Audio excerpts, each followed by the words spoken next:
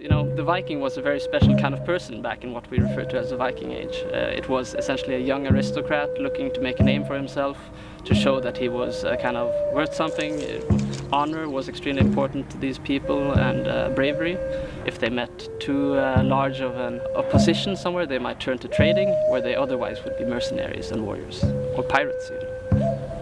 Here in the Viking Village, there are several houses that are reconstructed from different finds from both Rogaland, which is this county, and Norway in the Viking Age in general, concentrated on the 10th century.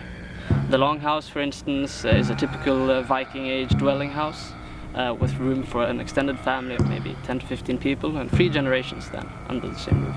And we have the narrow sea line that goes between this island of Karmøy and the mainland actually gave Norway its name, as the way towards the north, Norway. There are a lot of misconceptions about the Vikings. One of them is that they had horned helmets, which was not the case. There's also the misconception that everybody was a Viking.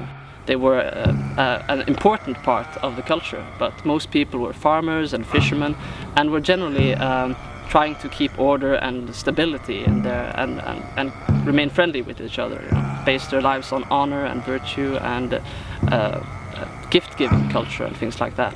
So they were quite civilized and a very complex society, even though they have a very brutal reputation. And I believe undoubtedly that this reputation sometimes is in order, you can say.